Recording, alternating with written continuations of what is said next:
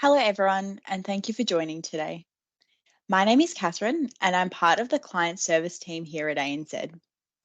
Welcome to today's ANZ Transactive Global Training webinar, where our topic will be service requests. Before I begin, I would like to acknowledge that I'm joining you from the lands of the Wurundjeri people of the Kulin Nation. I also acknowledge the traditional owners of the various lands on which our attendees are joining from today. I pay my respect to elders past and present, and to Aboriginal and Torres Strait Islander peoples joining us today. These webinars are designed to provide you with information and resources to unlock the full potential that ANZ Transactive Global has to offer your business. This includes a full range of institutional banking services, including cash management, data insights, loans, commercial cards, trade, and markets. ANZ has brought these together to create a complete omni-channel digital banking experience. Today's session will cover the new digital solution that is available within the platform, allowing you to improve your efficiency when dealing with ANZ and empower you to engage with us digitally. Please feel free to utilise the Q&A function throughout the session. We will aim to work through all questions. However, if we are short on time, we'll be sure to answer all questions post today's session. A recording of this session, as well as all Q&A, will be made available for review or for sharing with any of your colleagues who couldn't join us live. That completes the formalities, so let's get into today's session. This offering within Transactive Global will allow you to submit, track, and manage your service requests in channel and be a single entry point into the bank, providing you with a new and preferred channel to engage with us, as opposed to the phone and email channels you may currently be utilising today. Let's go into the reasons why this is our preferred channel. This centralised single sign-on platform takes all the guesswork out and will route your request to the respective team to action, or it may even be smart enough to action it in a matter of seconds via straight-through processing. It will improve overall efficiency, save valuable time, and fits in perfectly with your existing support model and escalation framework. What's even more exciting is that it's available around the clock. So regardless of where you're located, you'll be able to receive ongoing support any time of the day. Before we start navigating around the site itself, I will provide a disclaimer and notify you that this is not a live customer site and it's being utilised for training purposes only. Please also note, given this is a test environment, it may behave a little different to our live customer sites. I've just logged into Transactive Global and I'm currently on the main home screen, which is the default landing page. The site itself will be very familiar for most of you.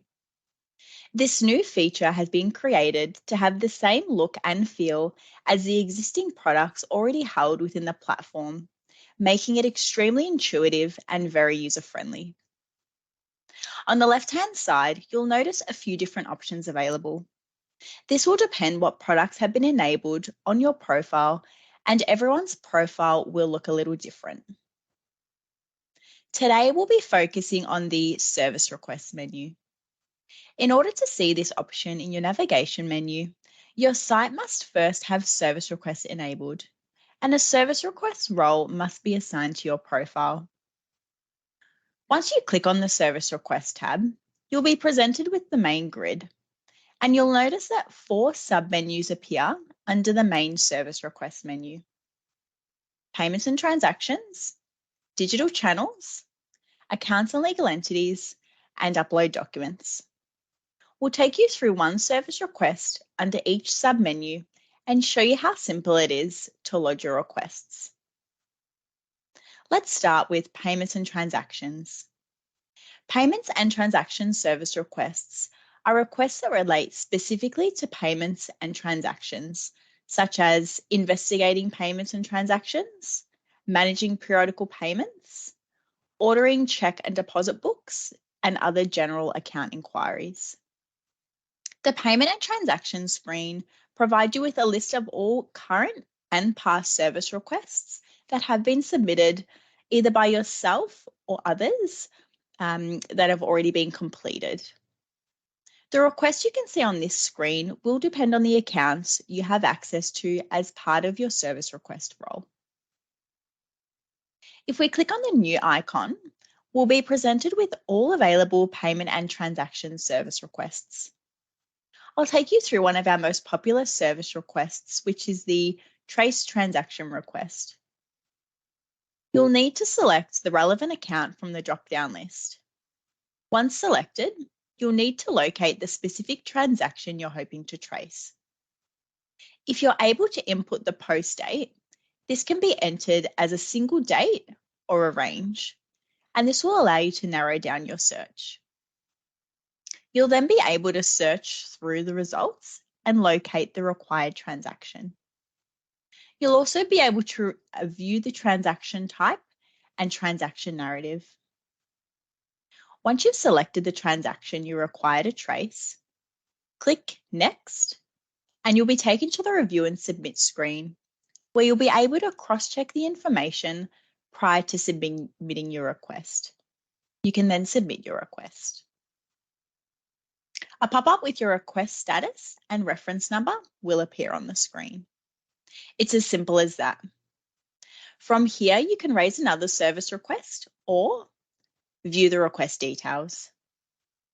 If we view the service request, you'll be able to see a full summary of the request you've just submitted, along with any comments or supporting documents provided, as well as the audit history. The audit history provides us with the date and time a request was lodged, as well as the username of the individual who submitted the request. If you close the request, you'll be taken back to the main screen, where you'll be able to see your trace transaction request in the grid, along with the request ID and request status. You'll also have the ability to search through the grid, filter your search, and sort your columns.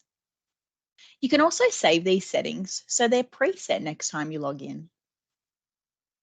If you're attempting to lodge a request, but you're unable to locate a suitable category from the available list, you do have the option to submit a general account or transaction inquiry. This allows you to lodge any and all inquiries digitally within the one channel, with the added benefit of live tracking and in-channel communication. Let's move on to digital channels. Digital channel service requests are requests that relate to managing your digital channel users, whether this be adding, amending, or deleting users, as well as deleting accounts. You'll also notice that this grid does not contain any of the payment and transaction requests. These are all stored separately under the different tabs. Once again, if we click on the new icon, we'll be presented with all available digital channel service requests. Please note that the user requests are for ANZ managed users only. Company managed users can be managed by the site administrators via the Administration tab, which we'll touch on shortly. In this scenario, we'll be adding a new ANZ managed user to Transactive Global. The digital channel ID, legal entity, and jurisdiction will already be pre-filled for you. You'll need to input the new user's personal details in the allocated fields. As always, we do ask that an individual's full legal name be entered. This will help us identify if we hold a valid KYC profile for the individual. There are also a number of mandatory fields that need to be completed, which are marked with an asterisk. And where required, information icons have been provided to remove any confusion. If we scroll down to the security device details, you'll notice that there are two options available: an ANZ digital key and a token. For those who are not familiar with an ANZ digital key or ADK, this is a security device in the form of an app that is installed on your mobile phone, and it enables you to log in and authenticate ANZ digital channel activities and transactions using either a PIN, Face ID, or a fingerprint. Using the ANZ digital key as a digital token replaces the need to carry around a physical security device. You will then be adding permissions to the new user. You do have two options here. You can either copy permissions from another user or add individual permissions. You can also assign multiple roles to a user from this screen. If you select Add Permissions, you'll only be presented with all available roles that can be assigned to a user. There is also a brief role description if you're ever unsure what a particular role is or what level of access it provides. Let's pretend for the purpose of this exercise that this new user needs to be an administrator against the Transactive site. You are going to select the Customer Admin role and click Continue, and then select Add Permission, and this role will appear in your permission list. If you're unhappy with your selection, you always have the option to select the tick box on the left-hand side and remove permissions. If you were to copy permissions from another user, you can either select a user from the list provided, you can type the user's name or user ID to filter the list. You can also view the user details on the right-hand side. This will allow you to see what roles this user has assigned to their profile, as well as view the permission settings for each role. Once you're happy with your selection, you can copy from user, and the permissions will be copied to the new user. The copy permissions from another user is a great option if someone is leaving the company and you're attempting to set up their replacement to ensure they have merit access. It's always a good idea to place your own personal reference against the request. However, this isn't mandatory. If you click Next and have missed a mandatory field, you will not be taken to the Review and Submit screen, and any missing fields will be highlighted in red for your attention. In this case, we have not provided a mobile number, which is mandatory when requesting ANZ Digital Key as the user's security device. Once all missing fields have been completed, you can again click Next, and this time you'll be taken to the Review and Submit screen. If you scroll down to the bottom of the screen, you'll need to read through and accept the terms and conditions before proceeding. You'll then be able to submit the request, and the request status will show as pending approval. This request does require 2 approvals before it can be sent for processing. Once you're back on the digital channel screen, which you can access by clicking OK in the pop-up, you'll see the Add User Request in the grid, and you'll notice that the request status is pending approval. If you click on the request, you'll be able to view the details of the service request, the audit history, as well as approve, reject, or cancel the request.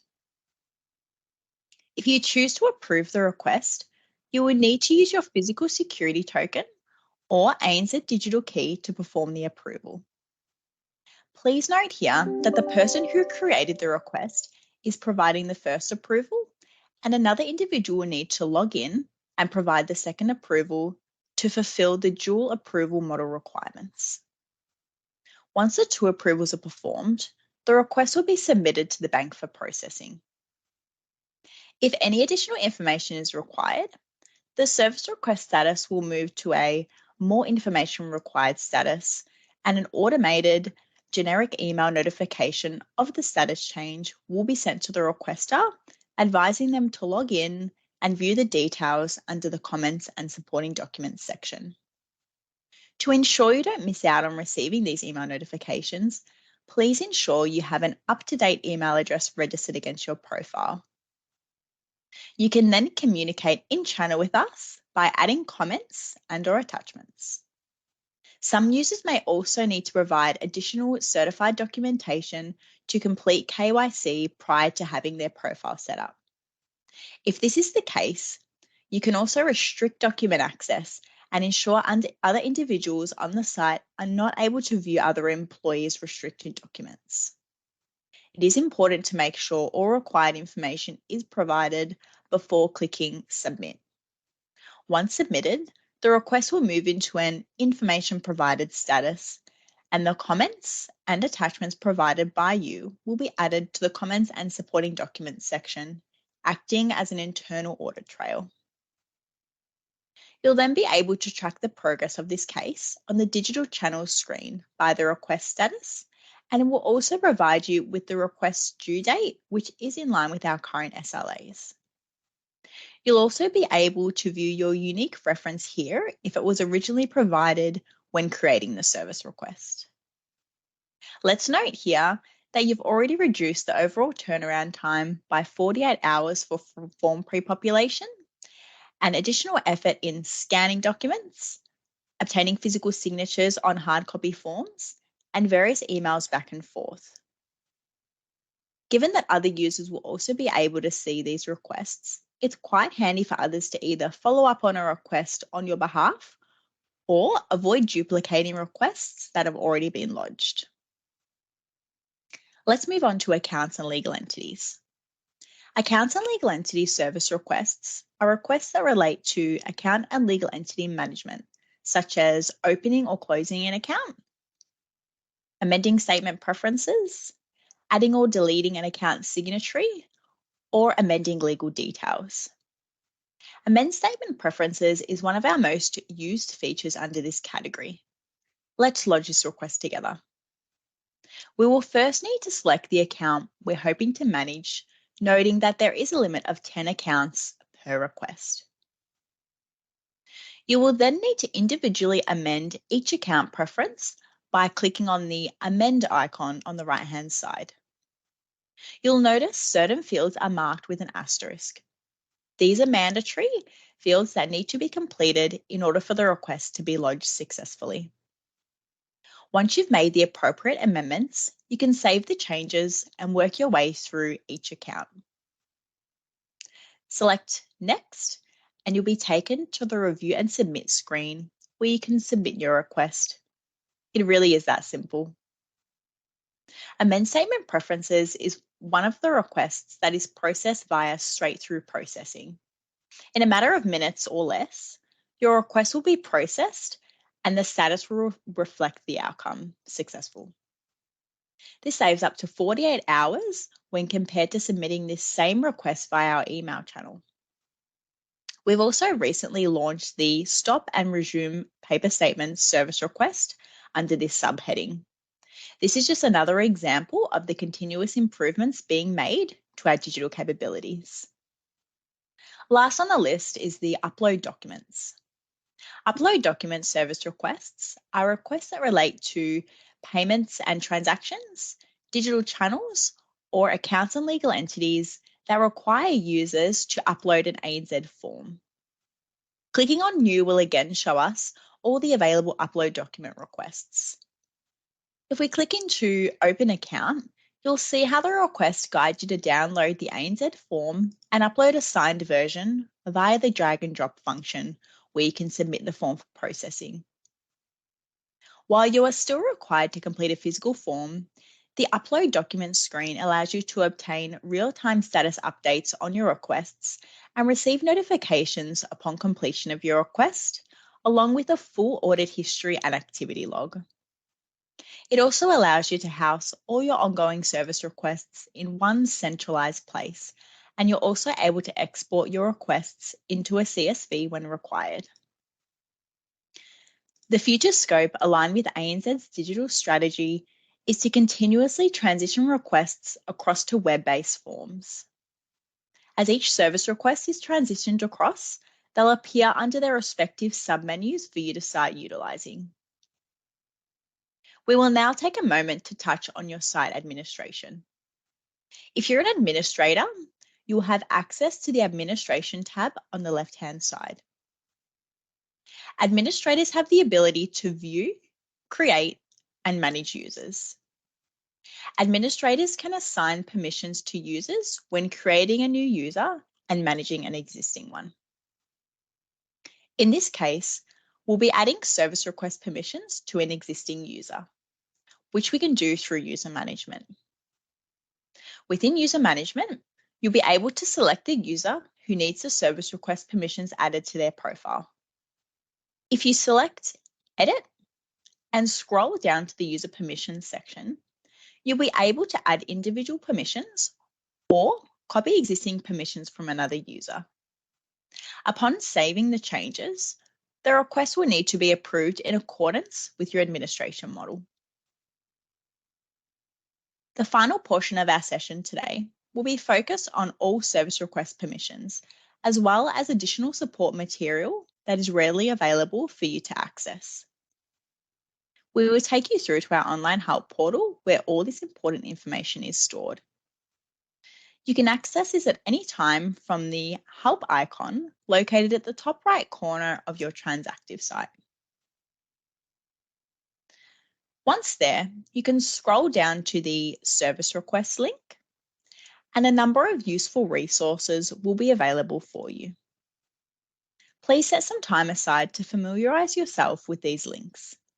There is a lot of valuable information here that will support you in making the most out of the service request capabilities.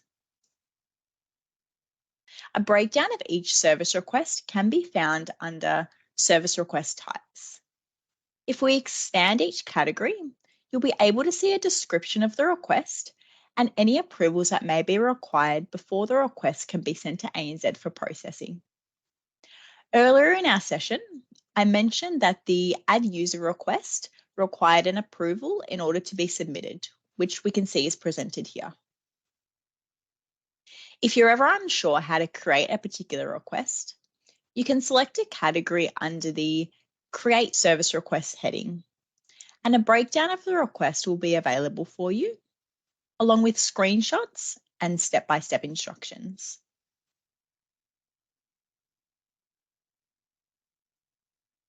Under Administration, User Management, User Permissions, you'll be able to find a breakdown of each service request role that's available.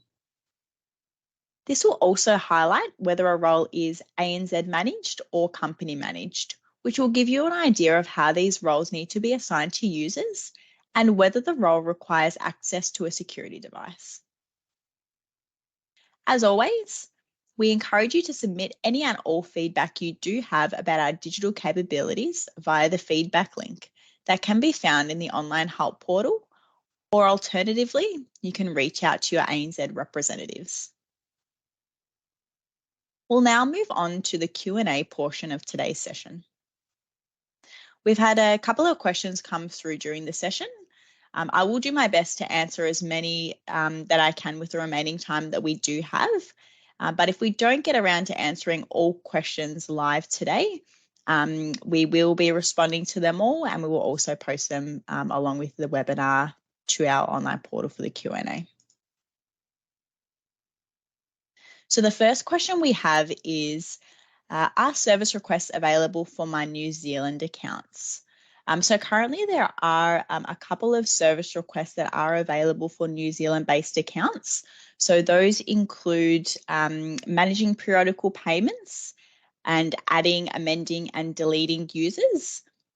You can actually refer across to our online help. There is a matrix there that does outline the specific jurisdictions for each of the service requests. So that will give you a good indication of what is covered for your New Zealand accounts and what is covered for AU-based accounts. Another question that's come through, can I upgrade a company managed user to an ANZ managed user through the self-service portal? Yes, so this can actually be completed through the digital channels subheading, and that would be under the amend user option there. So there are a number of amendments that you can make to a user through this menu. So you can either upgrade a company managed user to an ANZ managed user. You can input their current user ID in there, and then that can upgrade their profile. You do also have the ability to do things such as ordering a replacement token for a user, updating their email address, or updating any other personal information that they may need to have updated as well. So there's a couple of really great options there for you. We should have time for one more question. Are there any FAQs available if I ever need further support? Yes. So once again, if we refer back to our online help, we do have an FAQ section available.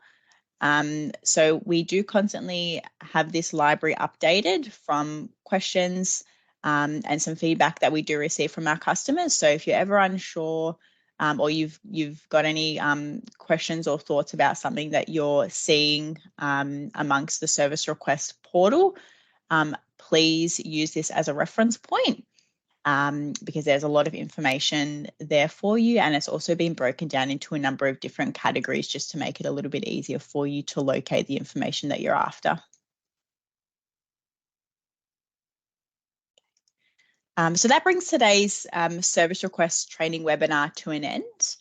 I would like to thank you again for taking time out of your busy day to join us, and I hope that you found this session informative. A reminder that the recording of this session, as well as the Q&A, will be added to ANZ Digital Services Help in the coming days. Should you wish to revisit anything or share with your colleagues who were unable to join today's session. You can get there by scanning the QR code currently on screen, or by clicking on the help icon next time you log into Transactive Global. Before we end the session today, a quick look ahead also at our upcoming schedule of Transactive Global training sessions. So our next session is on Wednesday, the 6th of December, and this will also be focusing on service requests. Registration can be completed by clicking on the registration link in ANZ Digital Services Help, and all webinar sessions will be posted there. So do keep an eye out for anything that may be of interest to you. So that concludes today's session. Once again, thank you for joining, and we hope you have a great day.